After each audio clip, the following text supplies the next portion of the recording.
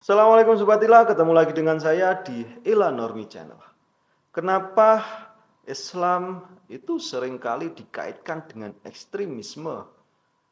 Apakah agama Islam ini memang mengajarkan kekerasan? Atau ini cuma kesalahan di dalam tafsir saja? Kenapa ya kira-kira ada kelompok dari agama Islam itu yang mengatasnamakan Islam untuk membunuh, untuk menindas, untuk menghancurkan? Apakah ini murni soal tentang agama atau ada faktor lain yang membuat Islam terlihat begitu bermasalah? Di video ini kita akan membongkar akar ekstremisme dalam Islam dari tiga sudut pandang, yaitu teologi, sosial, budaya, dan filsafat. Sebagai peringatan, dalam video ini bukan untuk mereka yang gampang tersinggung. Kalau kalian tidak siap untuk melihat video ini atau tidak siap mendengar kebenaran yang ada di dalam video ini, mending stop mulai sekarang. Mari kita bahas.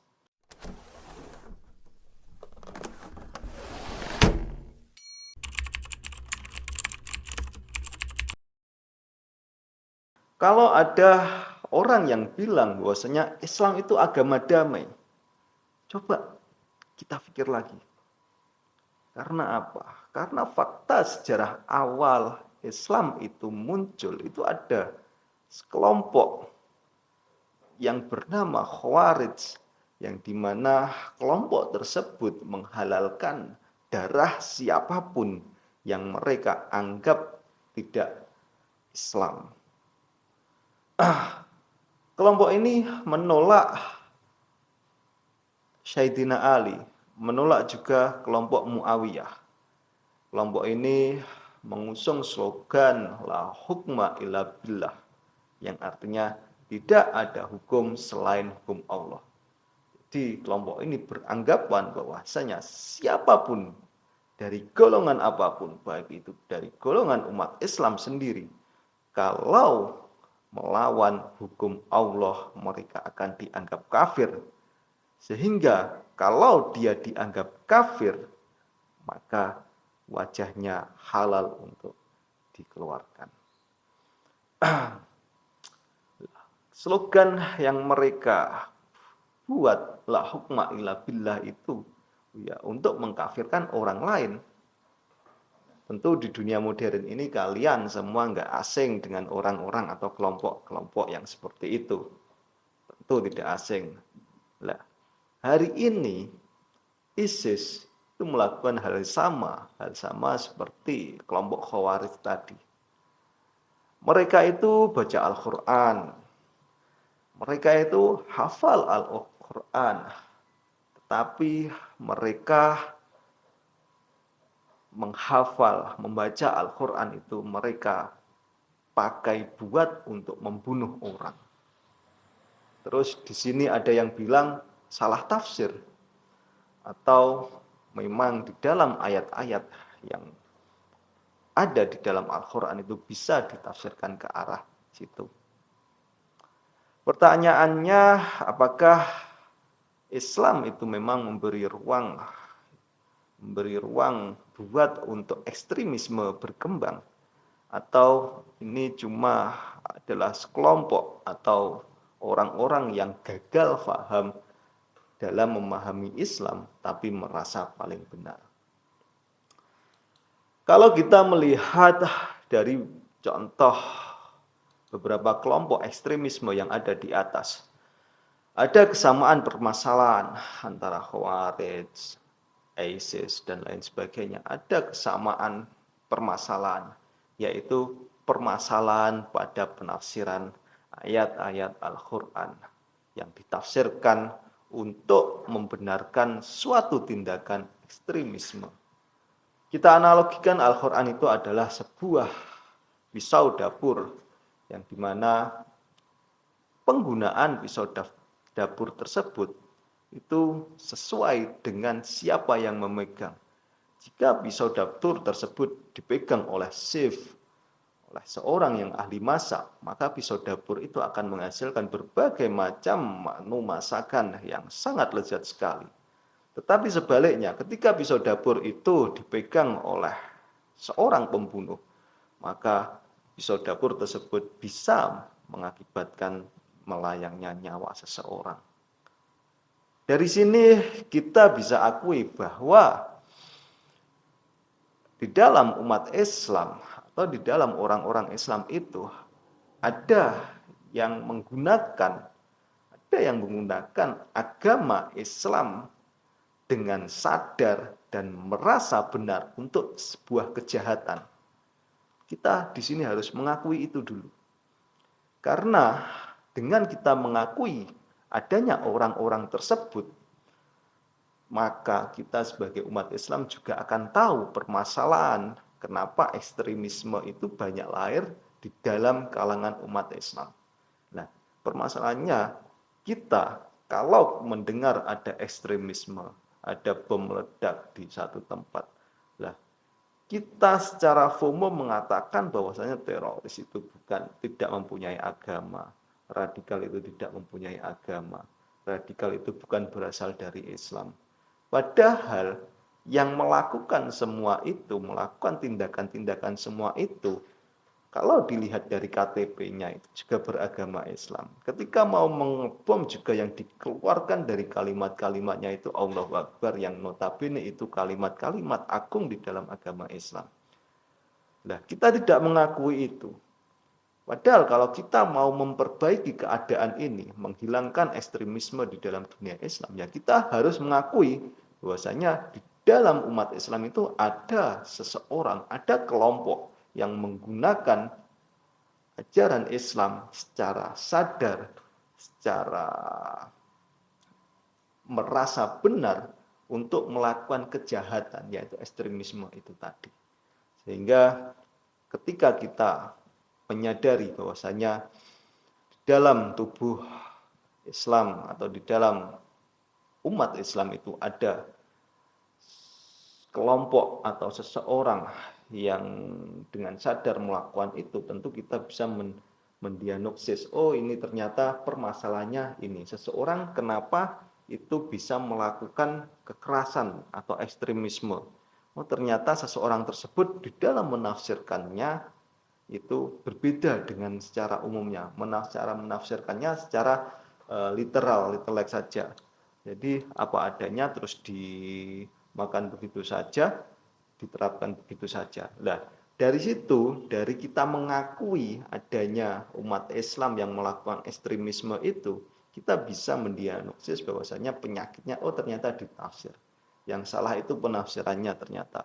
Mereka menafsirkan, orang-orang ekstremisme itu menafsirkan ajaran agama Islam sesuai dengan kehendak mereka untuk melegalkan atau untuk membenarkan apa yang dia lakukan dalam tindak kejahatan.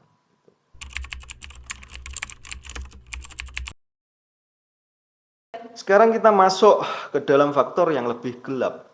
Ekstremisme tumbuh karena kemiskinan dan ketidakadilan. Sejak awal Islam, ketidakadilan distribusi, ketidakadilan di dalam kekuasaan dan ekonomi telah menjadi pemicu radikalisasi. Kaum miskin, kaum tertindas ini seringkali lebih mudah tertarik pada ideologi-ideologi ekstrim yang menjanjikan keadilan sosial melalui revolusi. Karena ya sudah muak dengan sistem yang sudah ada.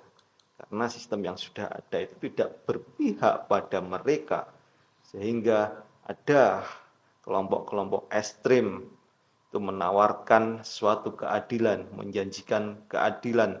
Sehingga dengan ideologi ekstrim ini mereka akan sangat mudah sekali. Sehingga dengan ketidakadilan yang mereka terima, maka mereka akan sangat mudah sekali menerima ideologi ekstrim ini untuk melawan sistem yang sudah ada. Selain itu juga banyak kelompok ekstremisme ini muncul sebagai reaksi terhadap penjajahan Barat di dunia Islam. Misalkan gerakan-gerakan Islam radikal yang ada di Timur Tengah, di Asia Selatan, itu seringkali mengklaim bahwasannya mereka atau kelompok mereka itu berjuang melawan dominasi asing yang dianggap merusak budaya mereka, merusak Islam dari dalam, mengambil sumber daya alam mereka, menduduki tanah mereka, dan kedaulatan Islam yang ada di dalam daerah tersebut. Coba kalian pikir, kalau kalian hidup di suatu negara yang kaya raya, kalian bisa sekolah, kalian bisa makan enak, kalian keamanannya terjaga, keadilannya terjaga. Kira-kira kalian bakal tertarik untuk gabung dengan ISIS enggak? Tentu saja tidak, karena sudah tercukupi. Berbagai macam kebutuhan basic atau kebutuhan dasarnya itu sudah tercukupi. Tapi sebaliknya, kalau kalian lahir di tengah-tengah perang, keluarga kalian dibunuh, kalian nggak punya pekerjaan, dan satu-satunya cara buat bertahan hidup itu adalah ikut kelompok bersenjata. Tentu kalian akan memikir dua kali. Tentu kalian tidak akan memikir dua kali untuk bergabung dengan kelompok-kelompok yang menawarkan ekstremisme itu. Karena apa? Karena ya menurut kalian melalui ideologi-ideologi ekstremisme itu bisa mendobrak sistem yang sudah ada, sistem yang dimana sistem tersebut tidak berpihak pada diri kalian. Contoh nyata kelompok Boko Haram yang ada di Nigeria misalkan. Boko Haram ini lahir di Nigeria itu bukan dari agama, tapi Boko Haram yang ada di Nigeria ini lahir karena kemiskinan yang ada di dalam negara tersebut. Karena di Nigeria itu negara gagal kasih pendidikan yang berkualitas. Nah, dari negara gagal mengasih pendidikan yang berkualitas, maka rakyatnya membuat madrasah sendiri atau membuat sistem pendidikan sendiri. Terus banyak pemerintah yang korup, sehingga banyak masyarakat juga membuat aturan sendiri. Terus rakyatnya marah, mereka kasih senjata dan bilang ini jihad. Nah, kalau kita lihat permasalahan yang ada di Nigeria, pendidikan belum berkualitas, pemerintahnya banyak yang korup, ketidakadilan di mana-mana, penindakan hukum masih tebang pilih, kayak tidak asing seperti yang ada di Indonesia.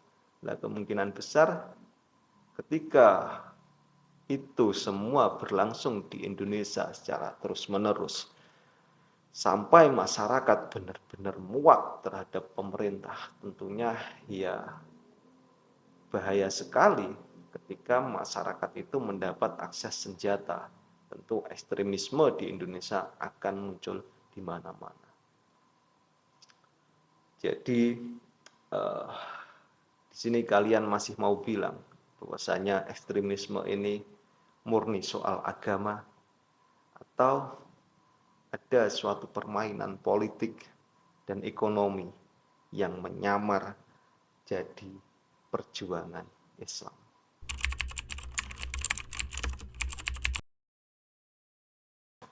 Sekarang kita bahas hal yang paling mengerikan. Di banyak tempat Islam itu dilarang buat dipikirkan.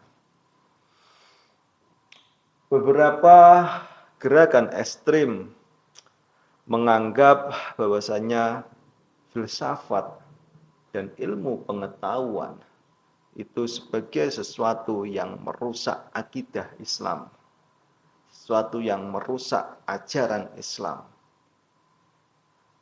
Pandangan ini sebetulnya sangat bertentangan sekali dengan tradisi Islam klasik, yang dimana tradisi Islam klasik zaman dahulu itu justru mendorong rasionalitas itu sangat tinggi sekali, Seperti yang dilakukan oleh tokoh-tokoh terdahulu seperti Al-Farabi, Ibnu Sina, Ibnu Khaldun, Ibnu Rusdi, dan lain sebagainya. Banyak muslim dulu diajari itu. Atau banyak muslim yang saat ini itu hanya diajari cukup percaya, jangan bertanya. Pakai akal terlalu jauh itu nanti bisa murtad. Banyak muslim yang bilang seperti itu. Dan yang paling membagongkan lagi, banyak sekali umat Islam yang bilang ilmu barat itu sesat. Sesat dan menyesatkan. Akibatnya apa? Dengan pemikiran-pemikiran seperti itu. Ya, akibatnya Islam mandek seperti yang ada di Indonesia saat ini, tidak kemana-mana. Seolah-olah kita menolak berbagai macam faham untuk membentengi akidah kita, untuk membentengi serangan Islam dari paham-paham Barat. Tetapi pola-pola seperti itu memandekkan Islam. Karena pada dasarnya Islam itu sangat menjunjung rasionalitas. Nah, ketika rasionalitas itu selalu dimunculkan di dalam Islam dan Al-Quran selalu menyuruh kita untuk menggunakan akal pikiran, mengamati ciptaan Tuhan dengan menggunakan akal pikiran. Lah, di situ akan memunculkan berbagai macam ilmu pengetahuan baru. Nah, tapi sebaliknya ketika paham Islam itu dibatasi, ya dengan jangan banyak bertanya, cukup percaya saja. Terus ilmu barat itu ilmu menutup diri dari ilmu barat, bahwasanya ilmu barat itu menyebabkan kesesatan. Ya tentunya Islam akan mandek di situ. Kalau kita lihat sejarah Islam, kita dulu mempunyai tokoh-tokoh besar seperti Ibnu Sina, Al-Farabi, Ibnu Rusdi, Imam Ghazali, dan lain sebagainya. Ilmuwan tersebut itu ngasih warisan kekayaan ilmu pengetahuan, intelektualitas pengetahuan itu yang menerapkan saat ini budaya barat malah, yang menerapkan saat ini negara-negara Eropa, yang dimana negara barat ketika menerapkan dari pemikiran-pemikiran tokoh-tokoh Islam, tokoh-tokoh besar Islam terdahulu, itu membuat negara barat semakin maju. Tapi dunia Islam saat ini itu malah lebih percaya seorang ustadz yang mengatakan bumi itu datar. Nah, ini kan sebuah kemunduran ilmu pengetahuan. Kita hanya disuruh percaya terhadap seseorang ustadz, yang dimana ustadz tersebut tidak memiliki otoritas tentang ilmu pengetahuan, tentang tata surya dan lain sebagainya, tapi mengatakan bahwasanya bumi itu datar berdasarkan Al-Quran. Nah, lagi-lagi di sini penafsiran tentang bumi itu memunculkan suatu keimanan terhadap tafsir, bukan terhadap Al-Quran itu. Yang dimana ketika itu tafsir tentunya akan terjadi perbedaan-perbedaan.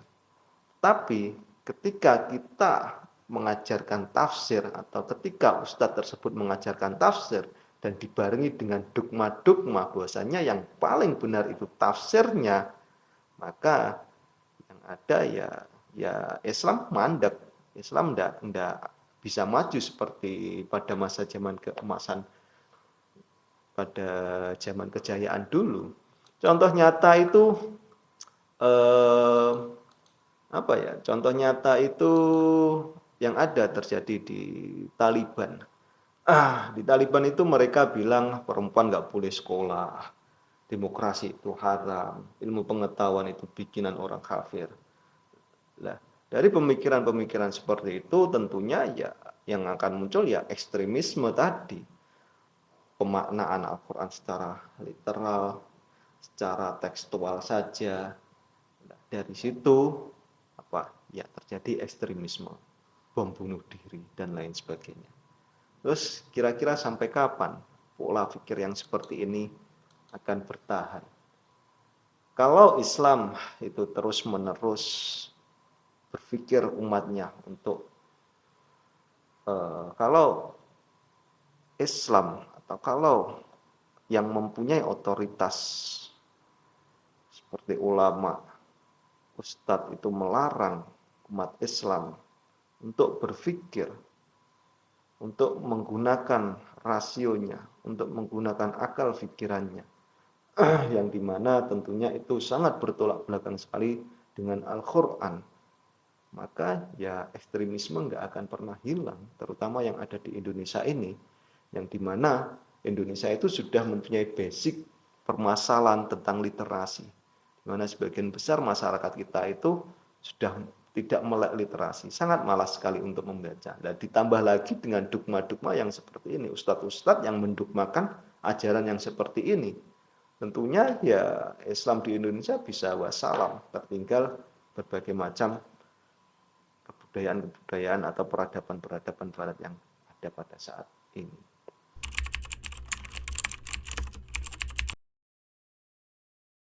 Oke Sobat Ilah, jadi pertanyaannya, apakah Islam itu bisa lepas dari ekstremisme? Jawabannya bisa, tapi ya susah. Karena apa? Karena ya selama manusia-manusia yang selalu merasa benar, yang merasa paling berdasarkan Al-Quran dan hadis itu ada, dan orang-orang seperti itu pasti akan selalu menyalahkan saudaranya seiman kalau tidak sepaham dengan pemikirannya. Bahkan orang-orang tersebut sampai mengkafirkan orang Islam itu sendiri. Kalau orang-orang tersebut masih ada, tentunya ya, dan orang-orang yang seperti itu masih lantang bersuara, tentunya ya ekstremisme yang ada di Indonesia itu akan susah dihilangkan. Maka dari itu kita sebagai umat Islam harus berubah dari diri kita sendiri, yaitu dengan cara apa? Dengan cara berhenti fanatik tanpa ilmu, fanatik terhadap tokoh, fanatik terhadap satu ilmu saja, dengan menutup tanpa ada ruang diskusi lagi di berbagai macam ilmu pengetahuan. Terus jangan mudah percaya dengan ulama. Kita kalau ada ulama yang mengomongkan suatu keilmuan, kita cross check lagi. Kita cari second opinion lagi. Terus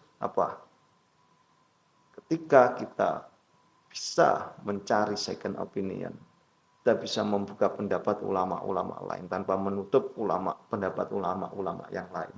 Tentunya kita di situ akan berpikir, memunculkan kita sebagai umat Islam yang berpikir secara logis, bisa berdialog, dan kita bisa berkembang di situ. Tapi kalau umat Islam kalau umat Islam itu masih saja tetap bebal, tetap anti kritik, tetap menutup diri, maka ya ekstremisme yang ada di dalam umat Islam akan tumbuh semakin subur. Kira-kira menurut kalian semua bagaimana? Tulis pendapat kalian dan berdiskusilah di dalam kolom komentar. Oke Sobat Ilah, terima kasih sudah menyimak. Demikian dari saya. Assalamualaikum warahmatullahi wabarakatuh.